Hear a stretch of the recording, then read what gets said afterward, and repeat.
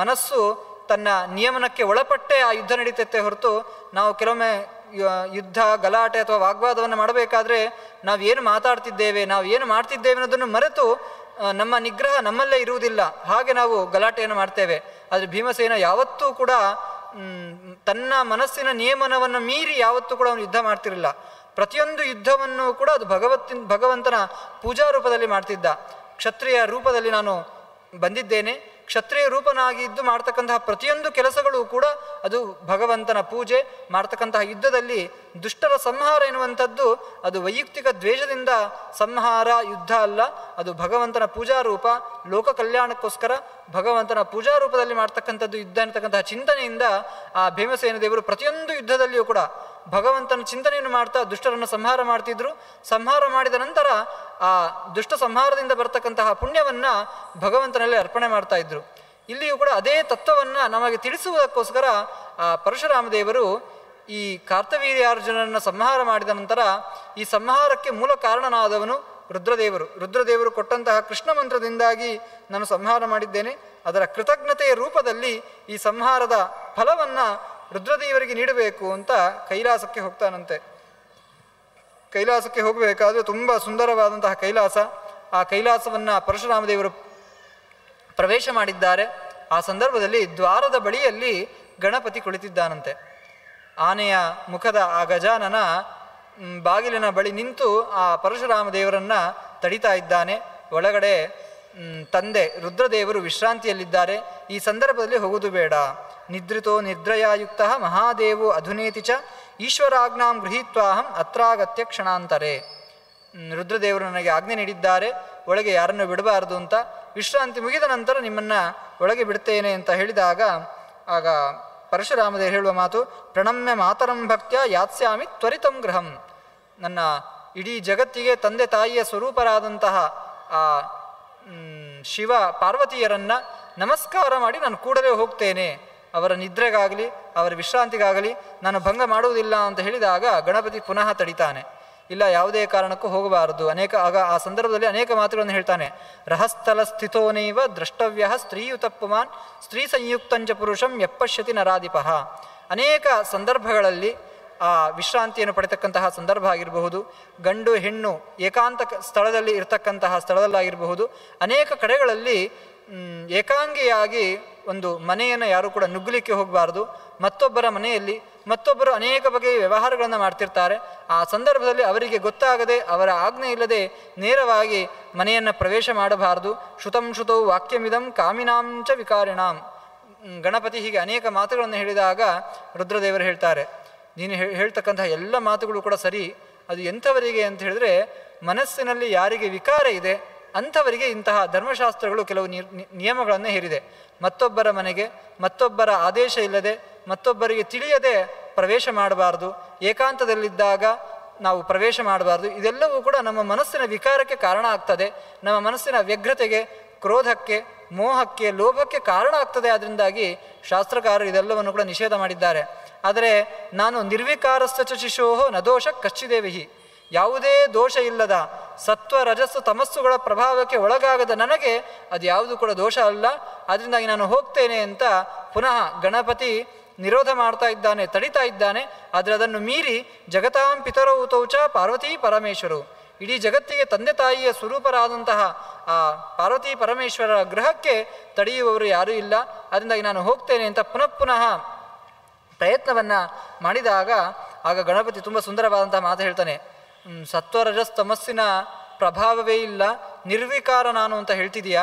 ಇಡೀ ಲೋಕದಲ್ಲಿ ನಿರ್ವಿಕಾರಿಯಾದಂತಹ ವ್ಯಕ್ತಿ ಅಂತಿದ್ರೆ ಅದು ಒಬ್ಬನೇ ಒಬ್ಬ, ಅದು ಶ್ರೀಕೃಷ್ಣ. ಕೃಷ್ಣನನ್ನು ಬಿಟ್ಟು ಪ್ರತಿಯೊಬ್ಬರೂ ಕೂಡ ಬ್ರಹ್ಮದೇವರಿಂದ ಹಿಡಿದು ಎಲ್ಲ ದೇವತೆಗಳಲ್ಲಿಯೂ ಕೂಡ ಈ ಸತ್ವ ರಜಸ್ಸು ತಮಸ್ಸುಗಳ ಪ್ರಭಾವ ಎನ್ನುವಂತಿದೆ. ಎಲ್ಲರೂ ಕೂಡ ಆ ಪ್ರಕೃತಿಯ ಗುಣಗಳಿಗೆ ಒಳಗಾಗ್ತಾರೆ. ಯಾವುದಾದ್ರೂ ಒಂದು ಕ್ಷಣದಲ್ಲಿ ಆದರೂ ಕೂಡ ರುದ್ರದೇವರಿಂದ ಹಿಡಿದು ಇಂದ್ರಾದಿ ದೇವತೆಗಳಿಗೂ ಕೂಡ ಅಹಂಕಾರ, ಕಾಮ, ಮೋಹ ಹೀಗೆ ಅನೇಕ ಬಗೆಯ ದೋಷಗಳನ್ನು ನಾವು ಹಿಂದೆಯೂ ಕೂಡ ಅನೇಕ ಸಂದರ್ಭದಲ್ಲಿ ನೋಡಿದೆವು. ರುದ್ರದೇವರಿಂದ ಹಿಡಿದು ಪ್ರತಿಯೊಬ್ಬರಿಗೂ ಕೂಡ ಆ ದೋಷದ ಸ್ಪರ್ಶ ಎನ್ನುವಂತಿದೆ. ನಮಗೆ ಇಂತಹ ಮಾತುಗಳನ್ನು ಕೇಳಿದಾಗ ಅನಿಸಬಹುದು, ಮನುಷ್ಯರಾದ ನಮಗೂ ದೋಷ ಇದೆ, ದೇವತೆಗಳಿಗೂ ದೋಷ ಇದೆ, ಏನು ವ್ಯತ್ಯಾಸ ಇಲ್ಲ ಅಂತ. ಆದರೆ ತುಂಬ ವ್ಯತ್ಯಾಸ ಇದೆ. ಲಕ್ಷ ಕೋಟಿ ವರ್ಷಗಳ ಮಧ್ಯದಲ್ಲಿ ಯಾವಾಗಲೂ ಒಮ್ಮೆ ಅಥವಾ 2 ಬಾರಿ ಅವರಿಗೆ ಆ ಮೋಹ ಆಗುವಂಥದ್ದು, ಲೋಭ ಆಗುವಂಥದ್ದು, ಕ್ರೋಧ ಆಗುವಂಥದ್ದು ದೇವತೆಗಳಿಗೆ. ನಮಗೆ ಹಾಗಲ್ಲ. ವರ್ಷದ 360 ದಿನವೂ ನಾವು ಮೋಹದ, ಲೋಭದ ದೋಷಗಳಿಗೆ ಒಳಗಾಗ್ತಾ ಇರ್ತೇವೆ. ಅದರಿಂದಾಗಿ ದೋಷ ಇರುವುದು ಇಬ್ಬರಲ್ಲಿಯೂ ಸಮಾನ. ರುದ್ರಾದಿ ದೇವತೆಗಳಿಗೂ ಕೆಲವೊಮ್ಮೆ ಮೋಹಕ್ಕೆ ಒಳಗಾಗ್ತಾರೆ, ಕ್ರೋಧಕ್ಕೆ ಒಳಗಾಗ್ತಾರೆ. ಆದರೆ ಅವರ ಸಾಧನೆ, ಅವರ ತಪಸ್ಸು ನಮ್ಮ ಹಾಗೆ ಅಂತ ಆಲೋಚನೆ ಮಾಡಬಾರ್ದು. ಅತ್ಯಂತ ಎತ್ತರದಲ್ಲಿರುವವರು. ಆದರೆ ಆ ಕ್ರೋಧ, ಲೋಭಗಳ ಸ್ಪರ್ಶ ಅವರಿಗೂ ಇದೆ. ಯಾವುದೇ ರೀತಿಯ ದೋಷದ ಸ್ಪರ್ಶ ಇಲ್ಲದೆ ಇರುವವನು ಅದು ಸ್ವಯಂ ಕೃಷ್ಣ ಪರಮಾತ್ಮ ಮಾತ್ರ. ಗಣಪತಿ ಹೇಳುವ ಮಾತಿದು, ನಾನು ಕೂಡ ನಿರ್ವಿಕಾರಿ, ನನಗೂ ಯಾವುದೇ ದೋಷ ಇಲ್ಲ ಅಂತ ಹೇಳ್ತಿದೀಯಾ? ಇಡೀ ಜಗತ್ತಿನಲ್ಲಿ ಕೃಷ್ಣನಿಗೆ ಮಾತ್ರ ಲೋಭ ಇಲ್ಲ, ಕೃಷ್ಣನಿಗೆ ಮಾತ್ರ ಅಹಂಕಾರ ಇಲ್ಲ, ಕೃಷ್ಣನಿಗೆ ಮಾತ್ರ ಕಾಮನೆಗಳಿಲ್ಲ. ಅವನನ್ನು ಬಿಟ್ಟರೆ ಪ್ರತಿಯೊಬ್ಬರಿಗೂ ಕೂಡ ಅಂತಹ ವಿಕಾರ ಇದೆ ಅಂತ ಹೇಳಿದಾಗ ಪರಶುರಾಮ ದೇವರು, ನೀನು ಯಾರಿಗೆ ಆ ವಿಕಾರ ಇಲ್ಲ ಅಂತ ಕೃಷ್ಣ ಅಂತ ಹೇಳ್ತಿದ್ದೀಯೋ ಅದೇ ಕೃಷ್ಣ ನಾನು. ಅದರಿಂದಾಗಿ ಅವನಿಗೆ ಹೇಗೆ ಯಾವುದೇ ದೋಷ ಇಲ್ಲವೋ ನನಗೂ ಕೂಡ ಆ ರೀತಿಯಾಗಿ ದೋಷ ಇಲ್ಲ ಅಂತ ಹೇಳಿದಾಗ ದೊಡ್ಡ ಗಲಾಟೆಯೇ ಆಗ್ತದೆ ಗಣಪತಿಗೂ ಪರಶುರಾಮ ದೇವರಿಗೂ. ಕೊನೆಗೆ ಗಣಪತಿ ಆ ಪರಶುರಾಮನನ್ನು ತನ್ನ ಸೊಂಡಲಿನಿಂದ ಹಿಡಿದು ಎತ್ತಿ ದೂರಕ್ಕೆ ಬಿಸಾಡಬೇಕು ಅಂತ ಪ್ರಯತ್ನ ಪಡ್ತಾನೆ. ಆ ಸಂದರ್ಭದಲ್ಲಿ ಕೃಷ್ಣ ತನ್ನಲ್ಲಿದ್ದಂತಹ ಆ ರುದ್ರದೇವರು ಕೊಟ್ಟಂತಹ ಶೂಲದಿಂದಲೇ ಆ ಗಣಪತಿಯ ಸೊಂಡಿಲನ್ನು ತುಂಡು ಮಾಡಿದ್ದಾರೆ. ಬ್ರಹ್ಮವೈವರ್ತ ಪುರಾಣವೇ ಒಂದು ಕಡೆಯಲ್ಲಿ ಶೂಲದಿಂದ ತುಂಡು ಮಾಡಿದ್ದು ಅಂತ ಹೇಳಿದರೆ, ಮತ್ತೊಂದು ಕಡೆಯಲ್ಲಿ ಆ ಕೊಡಲಿಯಿಂದಾಗಿ, ತನ್ನಲ್ಲಿದ್ದಂತಹ ಆ ಕೊಡಲಿಯಿಂದಾಗಿ ಆ ಎಡಭಾಗದಲ್ಲಿದ್ದಂತಹ ಆ ದಂತವನ್ನು ತುಂಡು ಮಾಡಿದ್ದಾರೆ. ಹೀಗೆ ಪರಶುರಾಮ ದೇವರು ಈ ಸಂದರ್ಭದಲ್ಲಿ ಗಣಪತಿಯ ಆ ದಂತವನ್ನು ತುಂಡು ಮಾಡಿ ಅವನನ್ನು ಏಕದಂತ ಎಂಬ ಹೆಸರಿನಿಂದಾಗಿ ಲೋಕದಲ್ಲಿ ಪ್ರಸಿದ್ಧ ಮಾಡಿದ್ದಾರೆ ಎಂಬುದಾಗಿ ಆ ಗಣಪತಿಗೆ ಆ ಏಕದಂತ ಎನ್ನತಕ್ಕಂತಹ ಹೆಸರು ಏಕೆ ಬಂತು ಎನ್ನುವುದನ್ನು ಒಂದು ಕಥೆಯ ರೂಪದಲ್ಲಿ ನಿರೂಪಣೆ ಮಾಡಿದ್ದಾರೆ. ಈ ಎಲ್ಲ ಸಂದರ್ಭದಲ್ಲಿಯೂ ಕೂಡ ನಾವು ಕೇವಲ ಕಥೆಯನ್ನು ಸ್ವೀಕಾರ ಮಾಡದೆ ಆ ಕಥೆಯಲ್ಲಿರ್ತಕ್ಕಂತಹ ತತ್ವ, ದಂತ ಎನ್ನತಕ್ಕಂಥದ್ದು ಅದು ಅಹಂಕಾರದ ಪ್ರತೀಕ.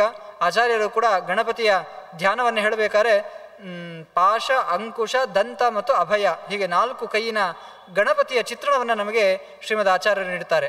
ಒಂದು ಕೈಯಲ್ಲಿ ಅಂಕುಶ, ಒಂದು ಕೈಯಲ್ಲಿ ಪಾಶ, ಒಂದು ಕೈಯಲ್ಲಿ ದಂತ, ಮತ್ತೊಂದು ಕೈಯಲ್ಲಿ ಎಲ್ಲ ಭಕ್ತರಿಗೂ ಅಭಯವನ್ನು ನೀಡುವ ಮೂಲಕ ಅನೇಕ ತತ್ವಗಳು. ಅಲ್ಲಿ ದಂತ ಎನ್ನುವಂಥದ್ದು ನಮ್ಮಲ್ಲಿರ್ತಕ್ಕಂತಹ ಹಿಂದೆ ಆ ಪರಶುರಾಮ ದೇವರ ಚಿಂತನೆಯನ್ನು ನೋಡಬೇಕಾದ್ರೆ ನಾವು ನೋಡಿದ್ದೆವು. ಕೃತಜ್ಞರಲ್ಲಿ 16 ಬಗೆಯ ಕೃತಜ್ಞರು ಅಂತ ಹೇಳಬೇಕಾದ್ರೆ ಸ್ವಾತ್ಮ ಪ್ರಶಂಸಕಃ, ನಾನೇ ಅತ್ಯಂತ ಶ್ರೇಷ್ಠನು ಎನ್ನತಕ್ಕಂತಹ ಒಂದು ಆತ್ಮ ಪ್ರಶಂಸೆ ಯಾವತ್ತೂ ಕೂಡ ಇರಬಾರದು ಅಂತ.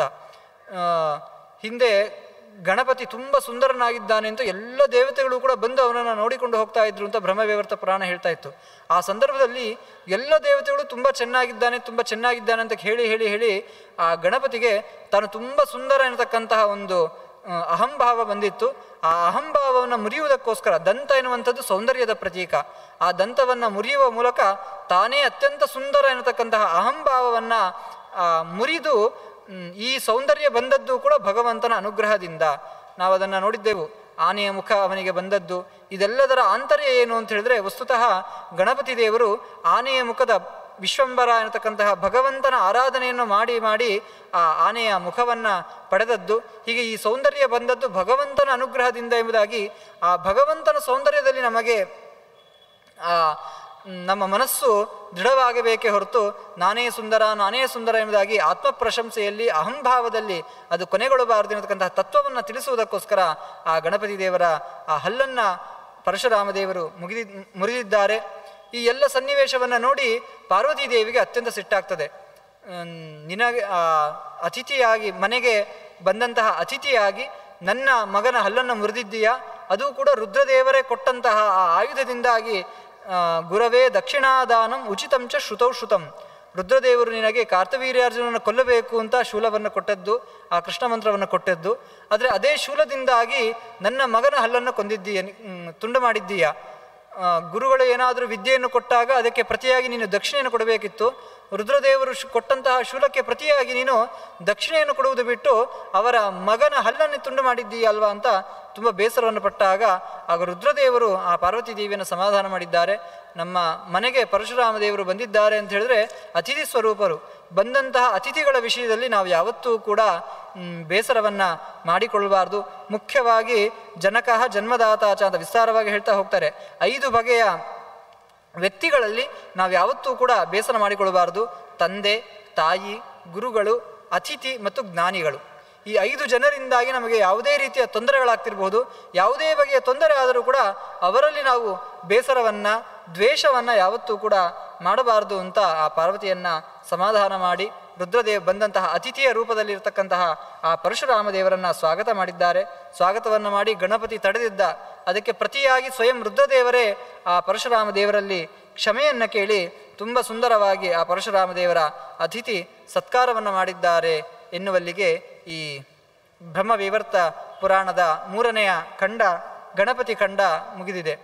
ಹೀಗೆ ಮೊದಲ ಖಂಡ ಬ್ರಹ್ಮಖಂಡದಲ್ಲಿ ಬ್ರಹ್ಮದೇವರ ಮಗನಾದಂತಹ ನಾರದರ ಚರಿತ್ರೆ, 2ನೆಯ ಖಂಡ ಪ್ರಕೃತಿ ಖಂಡದಲ್ಲಿ ಲಕ್ಷ್ಮೀದೇವಿಯ ಸನ್ನಿಧಾನ ಇರ್ತಕ್ಕಂತಹ ಅನೇಕ ಸ್ತ್ರೀ ದೇವತೆಗಳ, ಸ್ತ್ರೀ ಶಕ್ತಿಗಳ ಕಥೆಯನ್ನು ಹೇಳಿ, 3ನೆಯ ಖಂಡದಲ್ಲಿ ಗಣಪತಿಯ ಚರಿತ್ರೆಯನ್ನು ಹೇಳಿ, ಮುಂದಿನ ಕೊನೆಯ ಖಂಡ ಕೃಷ್ಣಖಂಡ ಅಂತ ತುಂಬ ವಿಸ್ತಾರವಾಗಿ ಸುಮಾರು 130 ಅಧ್ಯಾಯಗಳಲ್ಲಿ ಅತ್ಯಂತ ವಿಸ್ತಾರವಾಗಿ ಕೃಷ್ಣನ ಕಥೆಗಳನ್ನು ಹೇಳ್ತಾ ಹೋಗ್ತಾರೆ. ಅತ್ಯಂತ ವಿಸ್ತಾರವಾದ ಭಾಗ, ಆದರೆ ಎಲ್ಲಿಯೂ ಕೂಡ ಕೃಷ್ಣನ ಕಥೆಗಳನ್ನು ವಿಸ್ತಾರವಾಗಿ ಹೇಳದೆ ಕೃಷ್ಣನ ಸ್ತೋತ್ರಗಳನ್ನು ಪ್ರತಿಯೊಂದು ಸಂದರ್ಭದಲ್ಲಿಯೂ ಕೂಡ ಕೃಷ್ಣನ ಸ್ತೋತ್ರಗಳನ್ನು ವಿಸ್ತಾರವಾಗಿ ಹೇಳ್ತಾ ಹೋಗ್ತಾರೆ. ನಾವು ಪ್ರಕೃತಿ ಖಂಡದಲ್ಲಿ, ಗಣಪತಿ ಖಂಡದಲ್ಲಿ ಅನೇಕ ಬಗೆಯ ಕಥಾ ರಂಜನೆಗಳನ್ನು ನಾವು ನೋಡಿದೆವು. ಆದರೆ ಇಲ್ಲಿ ಯಾಕೆಂದರೆ ಕೃಷ್ಣನ ಕಥೆಗಳನ್ನು ನಾವು ಬೇರೆ ಅನೇಕ ಪುರಾಣಗಳಲ್ಲಿ, ಭಾಗವತದಲ್ಲಿ ತುಂಬ ಸುಂದರವಾಗಿ ನಾವು ಕೃಷ್ಣನ ಕಥೆಗಳನ್ನು ಕೇಳಿರ್ತೇವೆ. ಅದರಿಂದಾಗಿ ಕಥೆಗೆ ಹೆಚ್ಚು ಮಹತ್ವ ಕೊಡದೆ ಆ ಕೃಷ್ಣನ ಮಹಿಮೆ, ಕೃಷ್ಣನ ಭಕ್ತಿ ಎಲ್ಲದಕ್ಕಿಂತ ದೊಡ್ಡದಾದದ್ದು. ಪ್ರಾರಂಭದಲ್ಲಿಯೇ ಹೇಳಬೇಕಾದ್ರೆ ಶ್ರೀಕೃಷ್ಣ ಜನ್ಮಖಂಡಂಚ ಜನ್ಮಾದೇಹೆ ಖಂಡನಂ ನೃಣಾಂ. ಇದಕ್ಕೆ ಕೃಷ್ಣ ಖಂಡ ಅಂತ ಹೆಸರು ಯಾಕೆ ಅಂತ ಹೇಳಿದ್ರೆ, ಖಂಡ ಎಂದರೆ ಸಾಮಾನ್ಯವಾಗಿ ಭಾಗಗಳನ್ನು ನಾವು ಪ್ರಥಮ ಖಂಡ, ದ್ವಿತೀಯ ಖಂಡ, ತೃತೀಯ ಖಂಡ ಎನ್ನುವ ಅಧ್ಯಾಯಗಳ ಅರ್ಥದಲ್ಲಿ, ಚಾಪ್ಟರ್ ಎನ್ನುವ ಅರ್ಥದಲ್ಲಿ ಖಂಡ ಎನ್ನತಕ್ಕಂತಹ ಶಬ್ದಗಳನ್ನು ಉಪಯೋಗಿಸ್ತೇವೆ. ಈ ಕೃಷ್ಣ ಖಂಡ ಎನ್ನುವಂಥದ್ದು ಕೃಷ್ಣನ ನಾಮಸ್ಮರಣೆ ಮಾಡಿದರೆ ನಮ್ಮ ಎಲ್ಲ ದುರಿತಗಳು ಕೂಡ, ಖಂಡ ಅಂದರೆ ತುಂಡು ಎನ್ನತಕ್ಕಂಥ ಇನ್ನೊಂದು ಅರ್ಥ ಇದೆ, ನಮ್ಮ ಎಲ್ಲ ದುರಿತಗಳು ಕೂಡ ತುಂಡಾಗಿ ನಾಶವಾಗಿ ಹೋಗ್ತಾವೆ. ಅದರಿಂದಾಗಿ ಇದಕ್ಕೆ ಕೃಷ್ಣಖಂಡ ಅಂತ ಹೆಸರು.